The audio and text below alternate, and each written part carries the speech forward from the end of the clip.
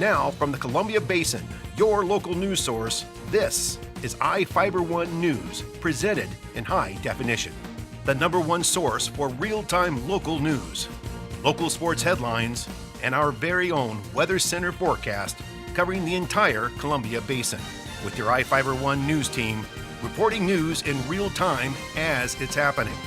From the iFIBER Communications HD broadcast studio in Ephrata, Washington, this is iFIBER 1 News, and it starts now.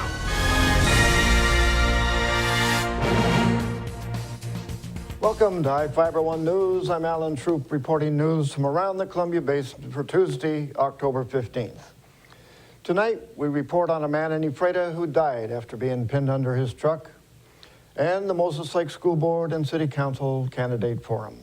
In sports, Bob Kirkpatrick reports on the Seahawks and WSU football. Our spotlight story tonight is about a second grade class and their visit to the Columbia Basin Fish Hatchery. And we have the latest weather forecast for the Columbia Basin from the iFIBER 1 Weather Center. Our top story tonight, an Ephrata man died Saturday after being pinned underneath his truck when he was working on it. The 26-year-old man was working on a 1985 Chevy S10 pickup at about 11:30 a.m. when it rolled off the ramps and pinned him underneath, according to Ephrata Police and the Grant County Coroner Craig Morrison. A neighbor tried to help free the man with a jack, and American Medical Response responded. Morrison said that the cause of death was traumatic asphyxia, and the manner was accidental. Candidates for Moses Lake School Board and City Council shared their opinions during last night's forum. Anthony Mejia and Oscar Ochoa are the two candidates vying for position 2 on the school board. Mejia told the crowd his experience as a litigation specialist for school districts made him uniquely qualified to take a position on the board. Ochoa said he would bring a lot of coaching and mentoring experience to the position. He is presently coaching a team of volleyball players. Ochoa told the crowd he was uncertain about whether to ask voters to approve a bond to address overcrowding issues in the district. I'm excited that we have quite a few young people in our school systems right now. And we have a good problem. It's a good, bad problem, and we're growing. And so with that growth, we need space. I would hope that the community of Moses Lake would embrace perhaps a bond, but would that be our only answer? I'm not too sure right now. Mejia said a bond is necessary, but the nature of the bond is not clear at the moment. What that bond is needed for, I'm not sure. There's a lot to look at. I've spoken with a number of parents, a number of students, and they are split. There is some fear one direction, maybe not so much the other direction. Incumbent Moses Lake Council member Brent Reese and his challenger Todd Voth spoke to the crowd as well. Voth, a Moses Lake Planning Commission member, said he was passionate about the direction the community is headed and he wanted to be part of the process. Reese said his main goal is to improve the life of citizens in Moses Lake, pointing to his support of trying to bring more retail stores to the city. Both Reese and Voss supported continuing the ambulance service and the utility fee associated with it.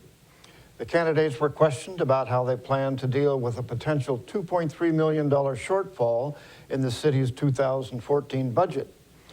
Reese said the process of making cuts will require community input. We are, actually, if you ask me, we are so spoiled here in Moses Lake. There's a lot of free stuff that happens during the summer, you know, and I hate to see anything happen to Park and Rec as far as recreation goes for the summer. But we have a huge deficit that we're trying to overcome because of RDC's reassessment. Voth noted the city solved its budget problems for 2013, but pointed out Parks and Recreation's budget could be cut.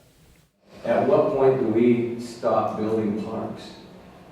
There's a park right now by where I live that's, it was mandated by the current ordinance that says that if you develop a plat as a building contractor, as a developer, you have to give monies in lieu of a park. The election is going to be held November 5th. Quincy police officer David Anderson is going back to work. City Administrator Tim Sneed said the police officer did face some discipline following an August hearing, including having a work plan with one of the sergeants. He wasn't sure what other discipline the officer faced. Interim Police Chief Greg Meinzer was not available to answer questions concerning Anderson's discipline. The Quincy Police Department has completed an investigation into allegations of misconduct by Officer David Anderson, Meinzer wrote. The police department and Officer Anderson have entered into an agreement regarding the investigation, the results, and the discipline of Officer Anderson. iFIBER 1 News made a public records request for the results of the investigation. The officer has been on administrative leave since December as the Wenatchee Police Department conducted an outside investigation into possible criminal charges, followed by an administrative investigation. Anderson was one of the focal points of people upset at former Police Chief Richard Ackerman. They complained the investigation took too long and was unnecessary. Ackerman was terminated from the position in May. Prosecutor Angus Lee declined to file charges against Anderson, stating the evidence points to a young, inexperienced officer who likely made mistakes when applying for a search warrant. For more on the story, visit us online at ifiber1.com/news. SGL Automotive Carbon Fibers, a BMW Auto Group partner, began expansion that could double its capacity. Katarina Schreit, SGL Communications Manager, said, "We are preparing to expand in Moses Lake so as to meet rising demand from BMW. We are constructing a second building for production similar to the existing one that will enable us to double capacity if necessary."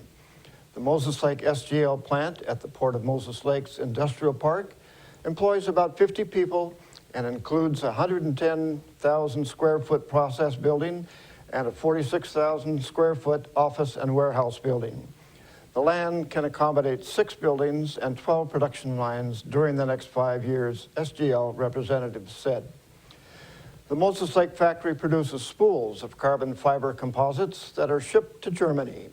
The material is used in making auto bodies for the 2014 BMW i3 electric car. Each of the people you see here has warrants for their arrest and is wanted by various law enforcement agencies. If you see any of these people, the DOC asks that you not attempt to detain or apprehend them, but to call police. You can also call the Department of Corrections at 509-764-6180 during the day or 509-762-1160 after 5 p.m. And we will be right back after these messages with the latest from our iFIBER 1 Weather Center sports and more news.